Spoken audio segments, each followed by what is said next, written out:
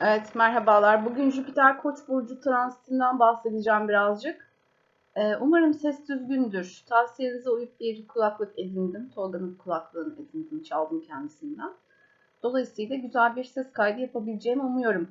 Henüz hocanız çok acemi bu konularda arkadaşlar. O yüzden bana gerekli tavsiyelerde bulunabilirsiniz. Hepsini göz önüne alacağım. Şimdi Jüpiter'i biliyorsunuz ideolojilerle ilgili, aynı zamanda kültür demek, insanın ya da belli olayların kendisini geliştirmesiyle ve ilerlemesiyle ilgili kontrollü faaliyetler yoluyla da üstünlük elde etmeyi sembolize ediyor. Şimdi Koç burcu da biliyorsunuz balıktan hemen sonra geliyor. Hani balıktan çıkıp Koç'a giren bir Jüpiter'den bahsediyoruz. Hani fırtına öncesi sessizlikten çıkıp böyle fırtınanın kopması gibi düşünebiliriz ama iyi manada şeyler de var tabii.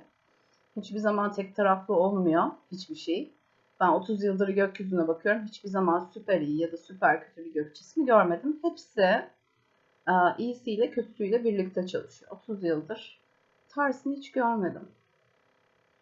Şimdi Jüpiter bulunduğu alanı büyüten, geliştiren ve genişleten bir gök cismi. Dolayısıyla Koç burcuna girdiği zaman da etkileri Koç burcunun büyütülmüş hali gibi düşünebilirsiniz.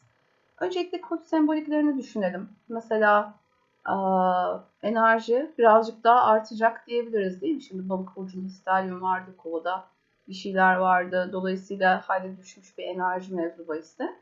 Dolayısıyla süper enerjiye sahip olabilirsiniz. Hani tabii ki herkesin haritasına göre farklı farklı etki edecek bu. Mesela bazılarınızı yurt dışına taşıyacak. Bazılarınızı daha enerjik yapacak. Şimdi Koç burcu özgürlükle de ilgili. Özellikle hani Jüpiter Koç bazılarınızın istediği özgürlüğü de elde etmesine şey olacak, sebep olacak. Şimdi hani bir şeylerden kurtulmaya çalışanlar için konuşuyorum. Onlara özel. Hani tabii ki böyle videolarda ya da işte tek bir pozisyona bakarak çok özel yorum yapılamaz. Ama hani %50 civarı diyeyim birilerinde tutacak bu. 3 aşağı 5 yukarı.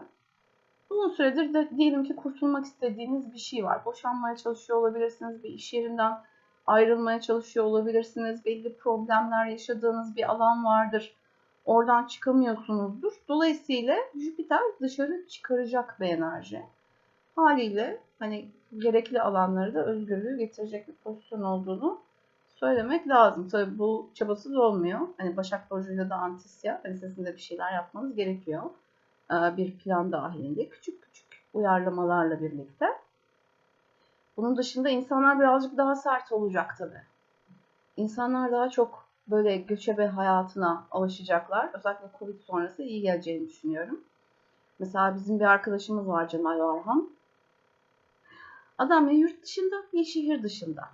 Yani bu Jüpiter koçtan mı geliyor? Tabii ki sadece ondan değil ama büyük özellik hani büyüklükle ondan geliyor. Çünkü Jüpiter Koç burcuna geçtiğinde kendisine göre 4. evin yücelin yöneticisi oluyor. Dolayısıyla yabancılıktan, göçmenlerden evet vesaireden çok bahsediyor olacağız. Yurt dışında hani yakalanacak kaçak suçlular da olabilir bu dönemde. Mesela hatırlıyorum Abdullah Öcalan yakalandığı zaman da terörist başı Jüpiter Koç burcundaydı. Dolayısıyla bu alanlarda da hani yabancılık efekti de olduğu için Jüpiter'de hani birilerinin böyle uzun süre kaçışta olan birilerinin yakalanışını vesairesini de görüyoruz. İşte başka ne olabilir? İdeolojiyle ilgili olduğunu söyledim. Hani birazcık da bundan tahmin yapmak gerekirse tabii ki çok hani kabaca Mavi Çarşı katliamı vardı hatırlarsınız PKK'nın yaptığı. O günlerde de Jüpiter Koç burcundaydı. Dolayısıyla ideolojiyle ilgili bir gök cismin, hani genel kültür edinmek, gelişmek gibi değil de böyle bir ideolojiye hizmet gibi e, çalışıyorsa Jüpiter çok sakıncalı da olabiliyor. Dolayısıyla saldırıları da yönetebiliyor. Ölümcül bir doğası da var. Jüpiter'in kendisi de zaten ketonik bir Jüpiter. Eski Sümer'de hani yeraltıyla ilgili olarak geçer. Bizim astrolojide de bu bilgi kaybolmamış. Bugün Yengeç Burcu'nun yüce emiyası olarak kullanıyoruz. Hani onun için de biraz önce kendisine göre 4. evin yücelemiyor istedim. Dolayısıyla böyle ölümlerde, özellikle toplu ölümlerde de görülme şeyi oluyor ani ve büyük bir şekilde ne yazık ki. Ama bu şart değil tabii. Ama bu şekilde kullanmaya çalışanlar olacaktır. Hani eskisine nazaran istihbari bilgi birazcık daha yoğunluklu kullanılıyor. Daha gelişmiş durumda. Dolayısıyla bazı şeylerin de hani önceden yakalanabileceğini düşünüyorum açıkçası. Bu Apollo durumunda olduğu gibi. Evet, Kıbrıs sorununu da ilk kez yaşadığımızda bu arada yavru vatanla ilgili yine Jüpiter Koç burcundaydı. Hani yurt dışı zaten bir Rusya-Ukrayna savaşı sürüyor biliyorsunuz. Hani 1963'tü yanılmıyorsam ilk Kıbrıs krizini yaşadığımız zaman da hani Jüpiter Koç burcundan geçiyordu. Ne oldu? Türkiye müdahil oldu. Hani bizim de kritik bir noktada orada Şiron'umuz var çünkü natal haritada. Dolayısıyla böyle küçük ve büyük olmasa da küçük müdahaleler tabii tercihan. Çünkü Jüpiter Koç burcunda seyrederken Şiron da orada olacak. Hasar yaratma özelliği var biliyorsunuz. Mars da keza bu yaz oradan bir geçiş yapacak. Dolayısıyla hani birazcık daha optimal kullanımını görürüz umarım diye düşünüyorum. Bunun dışında tabii ki Koç burcunun diğer anlamlarına uygun sembolikleri de olacaktır. İşte spor mesela değil mi? Sporda başarılar olabilir. Sadece sporda başarı değil tabii bu. 1963 yılında mesela ilk Türkiye Spor Yazarları Derneği kurulduğunda da Jüpiter Koç'tan geçiyordu. Hani böyle yan kollarıyla vesaireyle de hani gelişmeye yol açabilir Jüpiter. Çünkü geniş bir alanı yönetiyor biliyorsunuz. Hani yay yüzüyle birbirimizden öğrendiğimiz yabancı şeyler, balık yüzüyle hiç bilinmeyen şeylerin açığa çıkması. Dolayısıyla hani bu anlamda özellikle kişisel gelişimle de çok ilgili olacak. Çünkü Koç burcu birazcık özle de ilgili bir burç. Özümüzle ilgili de olduğu için bakın Sümer'de öyle bir efsane var ki mesela Jüpiter'in hükmünün sürmediği kader tabletleri elinden çalınıyor Jüpiter'in. Her şey özüne dönmeye başlıyor. İşte mesela bir tane alet var. O alet özüne dönünce ne oluyor? Tahtalar ağaca geri dönüyor. İşte üstündeki o aletin kuş tüyü kuşa geri dönüyor falan.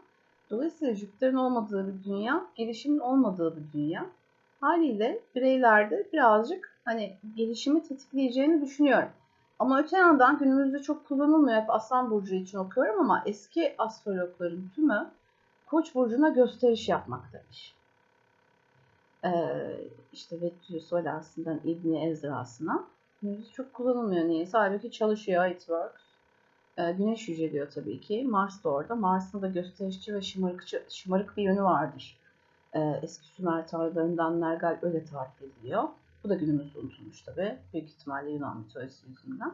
Dolayısıyla şimdi Jüpiter'e baktığımızda da hem klasiklerde hem de modern astrolojide kibir olarak da geçiyor.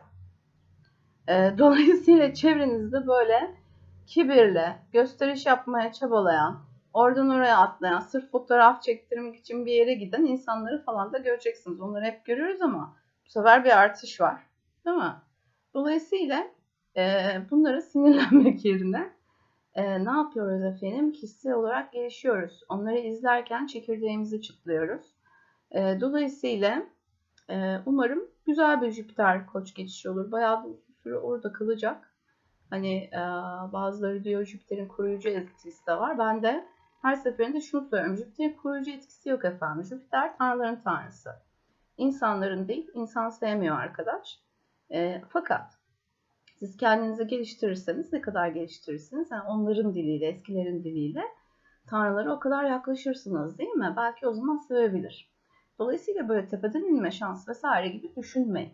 Jüpiter soyut bir gezegendir. Bakın havayı yönetiyor, denizleri yönetiyor. Fark ettiniz mi? İkisi de şeffaf.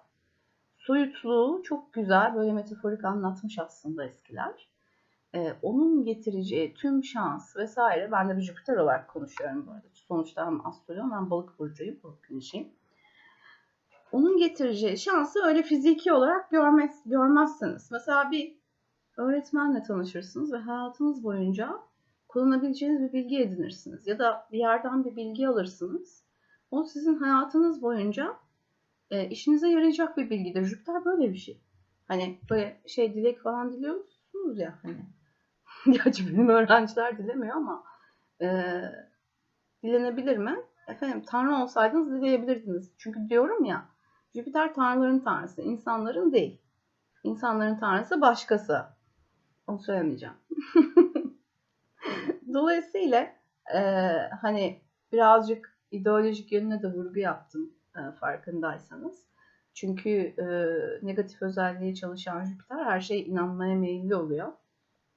Her şeye inanan, böyle hep genel kültür peşinde, realist bilgi edinme peşinde değil de böyle saçmalıkların peşindeki insanlar da genel olarak Jüpiter'in daha eksi düzeyinin çalıştığını görüyoruz. Onlar zaten hiçbir şey beklemesinler. Çünkü önlerinde hani böyle insanların mucizeyi bile sallasanız onlar o mucizeyi bile tanıyamayacak durumda oluyorlar. Bir nevi körlük yaşıyorlar.